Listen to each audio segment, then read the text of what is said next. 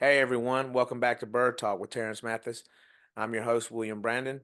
Please make sure you subscribe to the YouTube channel Atlanta Sports Unlimited and turn on those notifications so you don't miss an episode. This episode is brought to you by Prize Picks, the simple sports fantasy game on the market. You can pick from multiple sports platforms. And get this, sign up using the code ASU and Prize Picks will 100% match your initial offer up to $100.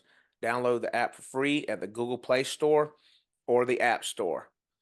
Well, the NFL playoffs have begun, and surprisingly, the teams that are advancing are the teams Atlanta Falcons beat this season: Green Bay Packers, Houston Texans, and the Tampa Bay Buccaneers, who we split with. Right. But before we get to the NFL playoffs, let's discuss the head coach and possibilities for these Atlanta Falcons. What have you liked of what you heard, and where do you think the Falcons should go? Well, early on in Aside the from yourself, of course.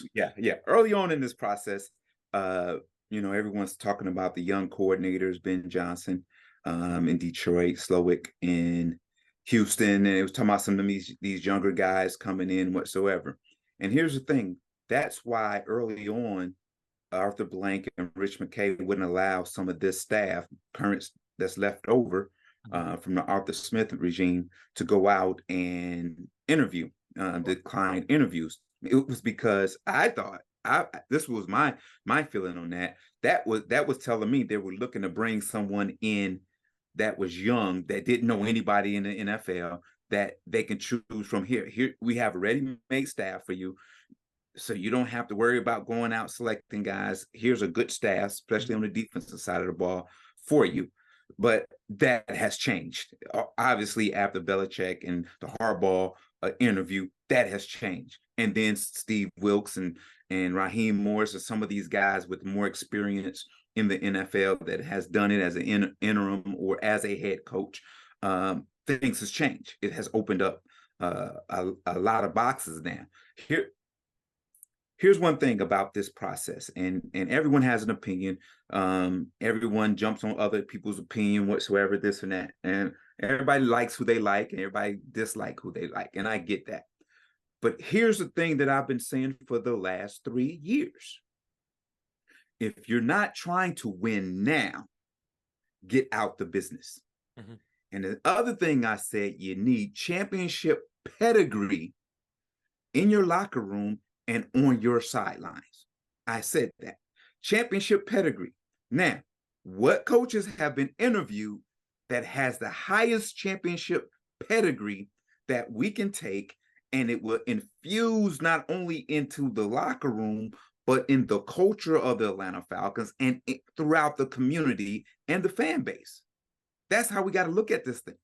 Okay, Belichick, you talk about his age. Don't discriminate. That's discrimination. You don't want to be discriminated against. Don't discriminate against age. Okay, yeah, he hasn't done anything since Tom Brady left. Okay, but I'm gonna tell you this: his teams is gonna be well prepared wherever he goes, and they will. If it's Atlanta, trust me, they're gonna get a quarterback. They may draft one. They may use one in free agency and draft one. You never know. So let's talk about that. This is a man has been to what, 9 Super Bowls? Mm-hmm. How many rings? Okay. Now, here's the thing with the Belichick thing that we got to be careful with. Okay, we love that championship pedigree that you have and that preparedness that you have, but one thing we don't want you to bring with you is your coaching staff. We don't want some of those guys that have been riding your coattail, that I feel that has brought you down in the last 4 years. So that's one thing. Now, Harbaugh, let's not forget the 3 years he was in San Francisco now, winning record, NFC championship games, with not really had really good quarterbacks, but not Hall of Fame quarterbacks, and did a really, really good job. Championship pedigree. Just won national championship in college football. Steve Wilkes, he's been a coach. He's only had one opportunity to be a head coach full time, and that was Arizona, and they only gave him 1 year. That's not cool. 1 year, and they let him go. Raheem Morris. He was interim when Quinn left, and we were talking about Raheem the Dream. Everybody wanted Raheem Morris. So there's 4 coaches right there. And then the other ones that have been on championship quality teams that have paid their dues deserve an opportunity also. So my thing is, when we hear people talking about, let's go get Ben Johnson, his offense, blah blah blah, let's go get Slowick. Look what he did with CJ Stroud, and oh my God, this is amazing. Hold up, we're talking about a guy that's running an offense, calling plays. We're not talking about a guy that's running a team, running a franchise that has to be prevalent in the locker room, that has to be prevalent to all 53 guys, not just 22 or 11 guys. We're talking about a guy that has to be the CEO of a organization, of a football program. So let's not get caught up with the flash and the young guns and this and that. And mind you now, those ones you're talking about have quarterbacks and really, really good quarterbacks. So let's be, at the end of the day, man, I want a guy that has championship pedigree. And I want to win. Well, Belichick, he ain't going to be around for the long haul. Okay, but if he takes us to a championship in the next 2 or 3 years and move on, what's wrong with that? What's wrong with that? You're taking my questions for you. You can't take the question and answer it. Go ahead. Go ahead. That's why we're on the same page. So yeah, I'm gonna circle back. We're gonna start at the beginning. So back to Belichick. Okay. So what about when people ask, well, like you said, we need a quarterback, and we've kind of seen what kind of quarterbacks he's brought in since Brady's been gone. Right. So what I guess what's your rebuttal to that? Because if I'm like, hey, well, he don't have that anymore, and we don't want him to draft, Bo Nix, or we get a veteran that we feel is on his way down. Right. Well, here's the thing. Here's how I answer that. I'm Belichick. Oh my God, I made a mistake. I made a mistake. I have to do better in evaluating quarterbacks. I can't just say, oh, I'm gonna go get a guy that looks like this guy that, we developed a 6th-round draft pick, and he became one of the best quarterbacks of all time. So I'm gonna take a guy that's below the level of what the NFL expects in the draft of a quarterback and make him out to be a superstar. That thinking, if I'm Belichick, I said, I can't think like that. Right. I can't think like that. I got to find me a dude, and I got to do my homework and my due diligence, this time around, to make sure that I am prepared every Sunday to win football games. That's my answer right there. And I've heard the people talk about his age as a factor, but one guy they don't really mention his age, who's also out there, we don't know his championship pedigree, Pete Carroll. Right. I think a lot of times people look at Belichick and think stuffy or oh, grumpy old man. And maybe to look at Pete Carroll, they think of exciting. He's still got a lot of, maybe more of a player's coach, I guess you could say. Right. And I think that's some of the concern, I guess, for maybe Belichick. And I agree with you. We probably do need a culture change of some sort. But do we have to lose our identity as a whole? Right. And I feel like, me personally, I feel like bringing him in, it's not going to necessarily. I feel like it's going to do too much harm than good in my eyes. Right. I get it. And I understand that. And Pete Carroll is one of the guys that I model after in the energy type of the way I coach, because I was around Pete Carroll for 4 years with the New York Jets when he was a defensive coordinator there, and I love the way he went about his business, and I love his energy, and he is a player's coach. Was Belichick there as well? No, Belichick wasn't there at the time. Okay. So Belichick, yeah, he seems like a grumpy old man, but listen to his players when they talk. The players would tell you what type of man he is and what type of coach he is. I haven't heard one player come out and says, good riddance. Yeah. This dude was bad for football. Yeah. And I haven't heard one player say that at all. You've heard everything that's come out. Everybody's applauding him, thanking him, all these great attributes they're giving him. So let's go back. 1997, we hired Dan Reeves. Was he right for the Falcons at the time for what we had in the past? No, it was not. But let me tell you what he brought. He brought organization to a dysfunctional organization. Yeah. That's what he did. He set the standard to what an organization was supposed to look like and what a locker room and what championship pedigree was supposed to look like. And that was the foundation of the run that the Falcons had, years going to the playoffs, NFC championship games whatsoever. And I don't know how we got away from that. I don't know where we got away from that. I don't know what year it was and how it happened, how we got away from being this disciplined, functionable organization. I don't know where we got away from that. And the thing is, somehow we got to bring it back together where everyone's on the same page, everyone's going the same way in the same lane at the same speed, talking the same language. We got to find a way to get back to that. And I don't know if bringing a young gun in here would do it. I don't think that's the way to go. And I know today's athlete is different and they're not into the stronghold, I want to be, no, dude, this is your job. Right. This is your career. This is your moneymaker.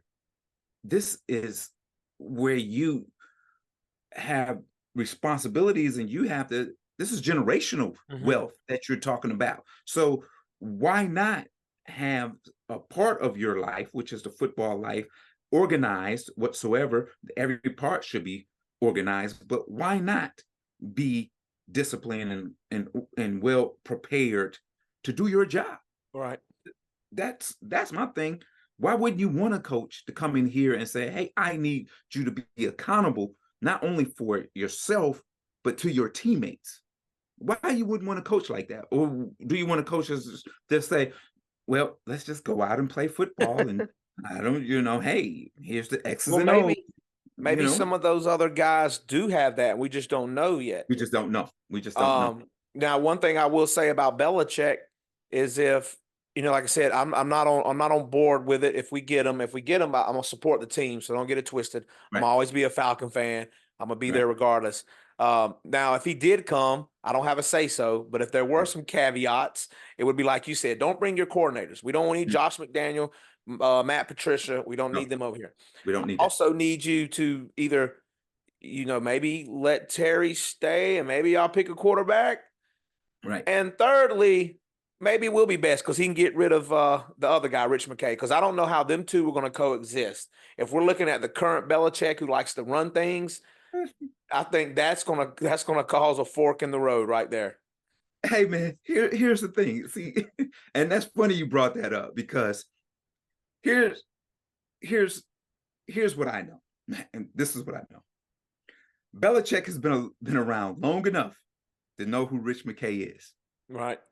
A lot of us that's been around back in the day and understand some of the things that we've heard about certain organizations, certain GMs, certain coaches, certain players, certain owners, whatsoever. So here's the thing. I don't know how they work together. Here's my, and I'm not saying it happened, but I'm guessing if I'm Belichick, my first question to the owner is, who do I report to? Right. And if he says, well, you report to Rich McKay, I don't think that set well with Belichick. So that's one thing. Wait a minute. So you telling me I'm reporting to someone that's not in the building every day, that's not on the football field every day, that's not in the staff meetings every day, that I got to report football stuff to him, that he's not active every day in what we're doing? Is that what you're telling me? How's that making us better? And he's making decisions where he's not in the grind. He's not in the war room every day with us. And you telling me I got to report to him? That's a problem. That's a problem. And I'm not talking bad about somebody, but what I'm saying is if you in this together, you need to be if you're making decisions on where this team is supposed to be going and how you building a championship team, your office needs to be right there. You need to be in every staff meeting. You need to be at every practice. You need to be there. You need to be there. You need to see. You need to understand. You need to walk through the locker room, engage with the players, and all that. And then you start making decisions. You can't make decisions sitting up, and saying, well, I think this is best and I think this is best. What do you mean? You're not in the grind every day. You're not listening to you're not listening to us. You're not understanding what we need and what we want and what we're trying to do. So that's a problem. That's a problem. And I But your think GM is there. and I think that'll be a problem for the second guy you mentioned, who I would like to have, Harbaugh. I would Yeah. like to have him, but he also and all coaches, I'm sure, have a bit of an ego, but I figure the same type of thing. Maybe not as bad as Belichick, but I figure Harbaugh and McKay maybe not mix as well either. So it keeps rearing its head, and it brings up that point you said earlier about them looking at these younger guys because they still have to interview the Ben Johnson, the Slowick, Mm-hmm. bring back Raheem. But Mm-hmm. it almost seems like maybe they want to get one of those younger guys so they Where they can kind control. of still control. Mm-hmm. Mm-hmm.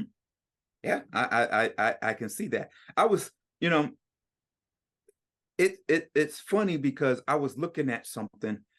The 49ers, what they have done over the last few years, they have a GM that is a former player, Mhm. has never coached, has never been in the front office before, and they connected him with another football guy.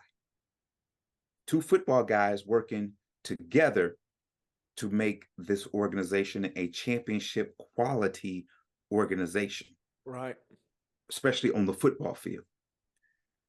And if you don't have your GM and your head coach working together, trying to build a championship program, I don't know how successful you can be in the long run. I mean, at the end of the day, it happens. Pittsburgh has done it for years. Dallas has been successful. They haven't won lately, but they've won games. Mhm. Baltimore's done it, but San Francisco has showed you the blueprint on how to bring in talent, how to draft, and how to coexist with each other to be successful. And that's a great point, and it made me think of somebody else who's been successful, and they let be successful as a GM, Brad Holmes in Detroit.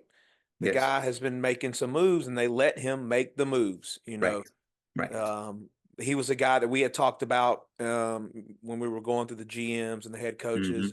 And Mm-hmm. I don't think necessarily it would have been any different because based on how they allow the GM to operate. So I don't know who we would.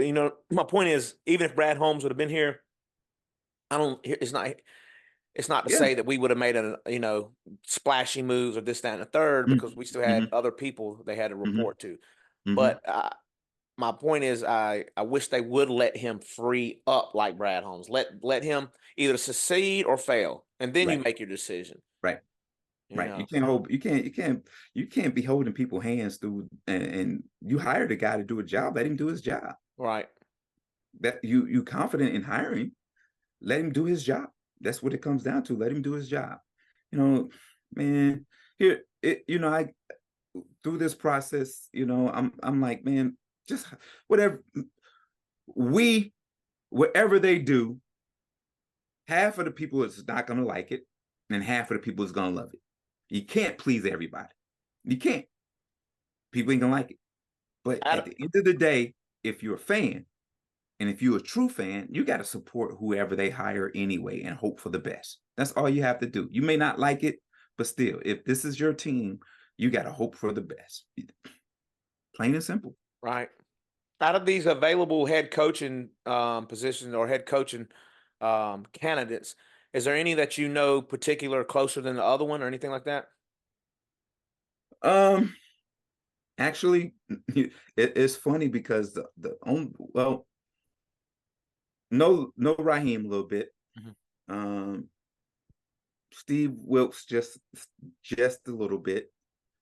Uh, Harbaugh, I know, his brother and I have had conversations before, You're in and I did Baltimore. have a conversation with Jim a few years ago about a guy they was recruiting.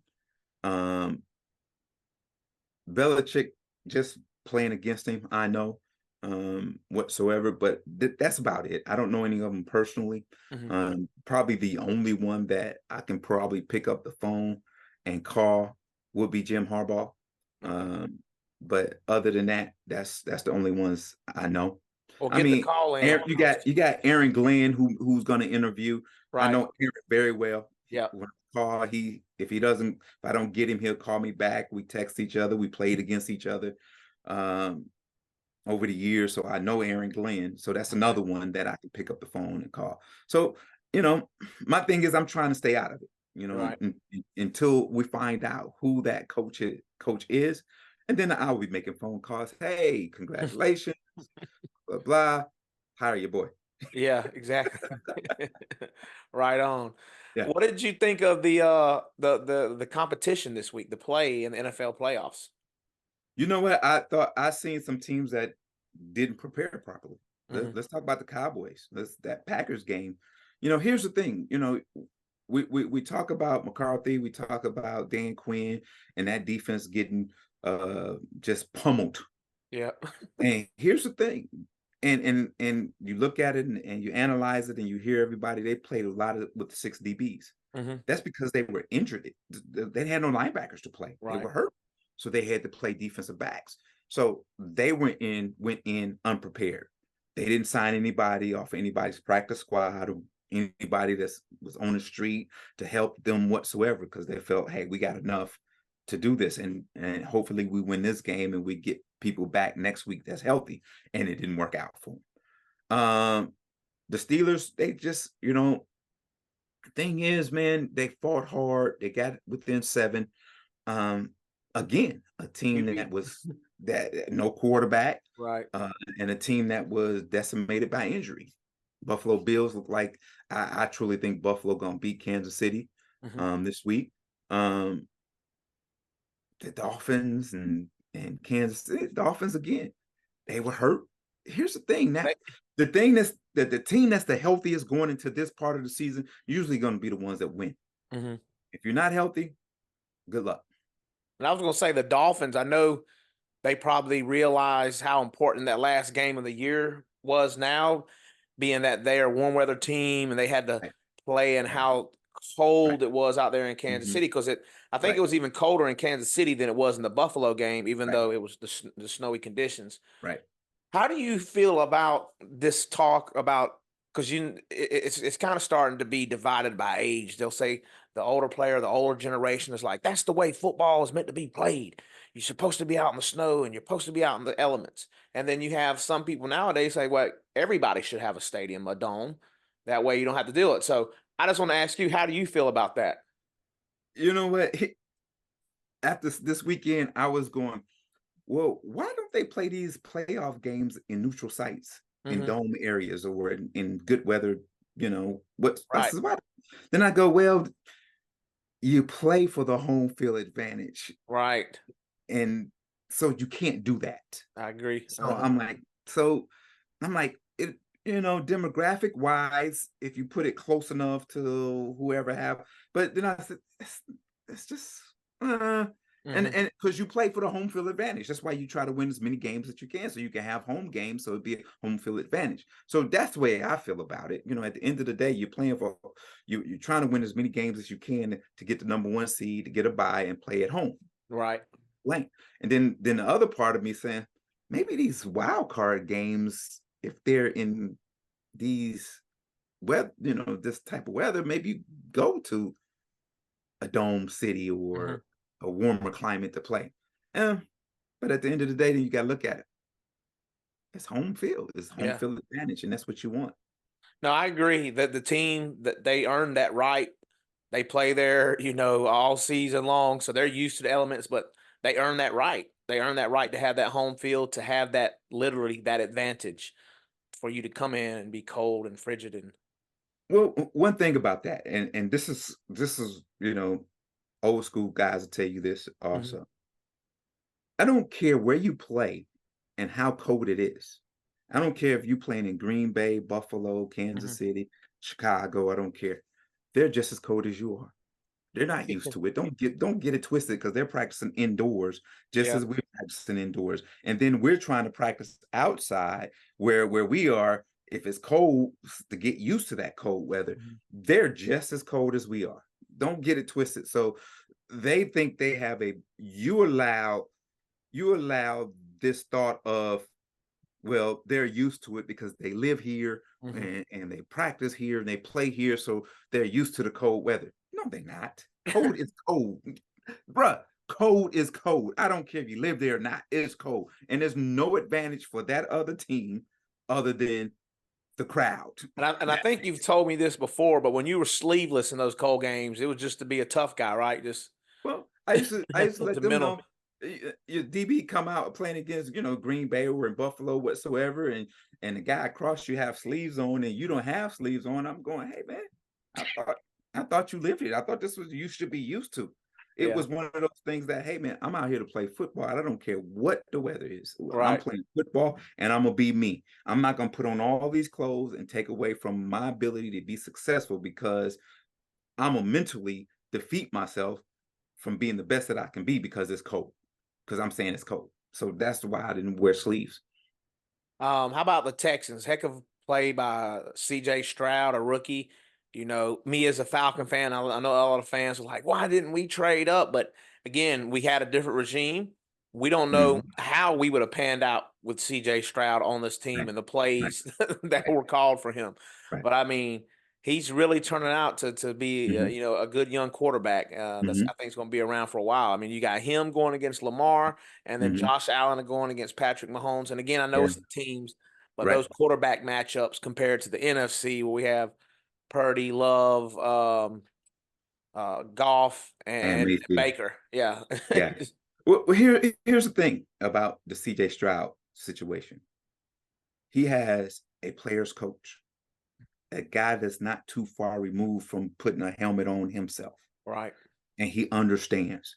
So he's given CJ all this confidence and all this support to go out and just play. And they weren't like, we're not getting deep into the playbook because you're just a rookie. No, they're playing football and they just playing, and he's just enjoying it whatsoever. And he has all the support from his head football coach. Mhm. By the way, was a former player. Right. Well, Mhm. duh, former player, not too far removed from the game. So at the end of the day, as I said last week, you want a guy on your sideline that uh, can understand who you are, what you are, and can be a leader of men, not just an X's and O's guys. And that's what DeMarco Ryan is. D'Amico Ryan is. He's a leader of men. He's not just an X's and O's guy. Right. Yeah. It's kind of just like Dan Campbell, they former player, Yeah. same type of Right. attitude and feel for Hmm. their franchise. Right. So I guess it's safe to say you got Belichick. That's who you want. You know what? That's not what I'm saying. What I'm I'm saying messing. is you got to give a hard look to a Belichick and a Harbaugh with championship pedigree. Hmm. You got to give a hard look to them. It's not going to be an easy. It's not going to be an easy choice for the Falcons. Right. Um, I think, as I said, you got to have championship pedigree in your locker room. You got to have championship pedigree in the meeting rooms. You got to have championship pedigree on the sidelines. That's what you have to do. If you're trying to win championships now, you got to do the right thing to hire the right coach for now. Because you can't hire somebody because he's the hot commodity right now, Hmm. and then 3 years later we're in the same spot. We can't Correct. we can't afford to do that because your talent is getting older, and then you're going to have to pay out your talent over the next 3 or 4 years. So while you have them in their prime, let's capitalize on them with a coach that can galvanize these young guys to play at their best ability.